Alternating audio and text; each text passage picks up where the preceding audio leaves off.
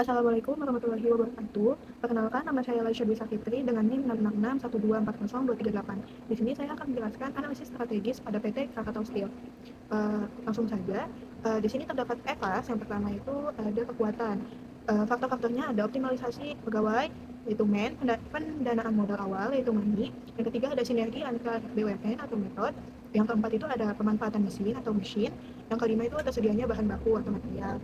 Dengan bobot masing-masing ada di 0,13, 0,13, 0,10, 0,10, dan 0,11 dengan titik 44344. Skornya ada di 0,52 untuk nomor 1, yang kedua itu ada 0,52 juga di nomor 2, selanjutnya ada 0,30 di nomor 3, ada di 0,40 di nomor 4, dan yang terakhir 0,44 di nomor 5. Selanjutnya di sini masih tetap IFARS yang weakness, kelemahan. Yang pertama ada persaingan dengan perusahaan lain dengan bobot 0,11 dengan rating 2, skornya 0,22. Yang kedua ada restrukturisasi utang dengan bobot 0,10 dengan rating 2 dan skor 0,20. Yang ketiga ada disverifikasi baja dengan bobot 0,11 dengan rating 2 juga di skor 0,22 dengan total 1 di bagian bobot, lalu di skor 2,82. Selanjutnya di sini ada IPAS. IPAS itu merupakan faktor eksternal strategis. Di sini ada opportunities, yaitu peluang. Nomor 1 ada proyek infrastruktur terus meningkat dengan bobot 0,16, rating 4 dengan skor 0,64. Yang kedua ada peluang substitusi produk lokal dengan bobot 0,15, ratingnya 4, skornya 0,60. Yang ketiga ada dukungan pemerintah terhadap industri baja dengan bobot 0,14 dan rating 4, skornya 0,56. Yang keempat, pertumbuhan sektor konstruksi dan manufaktur dengan bobot 0,12 dengan rating 3, skornya 0,36. Yang kelima ada peningkatan permintaan baja ramah lingkungan dengan bobot 0,10, ratingnya 3, lalu terakhir ada skor di 0,30. Nah, di sini juga masih terdapat IPAS, yaitu faktor eksternal strategis di threat atau ancaman. Yang pertama ada masuknya baja impor murah dari Tiongkok dengan bobot 0,14 dan rating 2 dan skornya 0,28. Yang nomor 2 ada fluktuasi harga bahan baku global dengan bobot 0,11 dengan rating 2, skornya 0,22. Nomor 3 yang terakhir ada persaingan dengan produsen baja global dengan bobot 0,08 dengan ratingnya 2, skornya 0,16. Totalnya ada di bagian bobot ada 1, di skornya ada 3,12. Selanjutnya ada kuadran berdasarkan hasil perhitungan IFAS sebesar 2,82 dan IFAS sebesar 3,12. Posisi Krakatau Steel itu berada pada kuadran 1, yaitu strategi pertumbuhan, yang dimana perusahaan berada dalam kondisi kuat dan memiliki peluang besar sehingga disarankan untuk melakukan ekspansi, meningkatkan inovasi, dan memperluas pasar. Selanjutnya ada matrix SWOT. Sini ada IFAS dan EVAS. Yang di IFAS itu ada strength. Salah satunya ada optimalisasi pegawai. Di weakness-nya ada persaingan dengan perusahaan lain.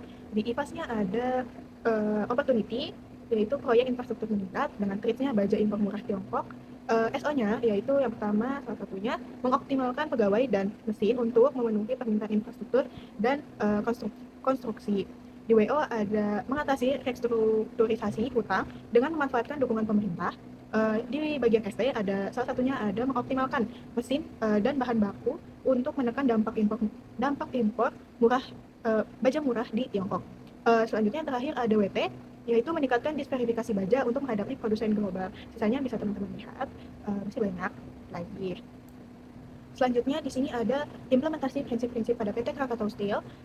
Implementasi prinsip Krakatau Steel dilakukan melalui prinsip Good Corporate Governance atau GCG, yaitu transparansi, akuntabilitas, tanggung jawab, independensi, dan kewajaran serta program environmental, social, dan governance yang fokus pada keberlanjutan bisnis dan green business. Jadi wujud nyata implementasi ini tuh mencakup penerapan GCG dalam proses bisnis, kepatuhan terhadap aturan, penguatan sistem pengendalian internal, dan strategi keberlanjutan lingkungan seperti efisiensi dan pengurangan emisi.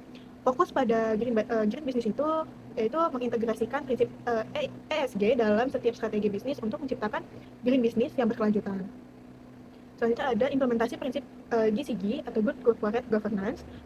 Yang pertama itu ada Krakatau Steel menerapkan prinsip-prinsip GCG yang mencakup transparansi, akuntabilitas, tanggung jawab, independensi, dan kewajaran. Lalu ada implementasi prinsip ESG, yaitu Environmental, Social, and Governance. berfokus pada bisnis yang berkelanjutan melalui 3 konsep utama. Yang pertama itu ada strategi sustainability journey, yang kedua ada strategi revolutionary CSR, yang terakhir ada strategi regulatory relief. Yang terakhir ada evaluasi balance scorecard pada PT Krakatau Steel. Yang pertama ada perspektif finansial, capaiannya 76% dengan fokus pada stabilitas keuangan dan efisiensi seperti pendapatan naik, margin laba 10%, biaya produksi turun 5%, dan DER lebih sehat. Lalu ada customer dengan capaian 90% yang menekankan kepuasan pelanggan, repeat order 75%, pengiriman tepat waktu 95%, dan keluhan turun menjadi 20%. Selanjutnya ada internal proses dengan capaian 82%, fokus pada efisiensi produksi, kepatuhan SOP 95%, kesiapan sarkas 95%, dan defect rate turun mencapai 50%. Yang terakhir ada learning and growth dengan capaian 92% dengan fokus pada sumber daya manusia dan digitalisasi, termasuk 85% karyawan ikut pelatihan digital, 12 inovasi per tahun, engagement 80%, dan digitalisasi pabrik 80%. Mungkin cukup dari saya, kurang lebihnya mohon maaf. Wassalamualaikum warahmatullahi wabarakatuh.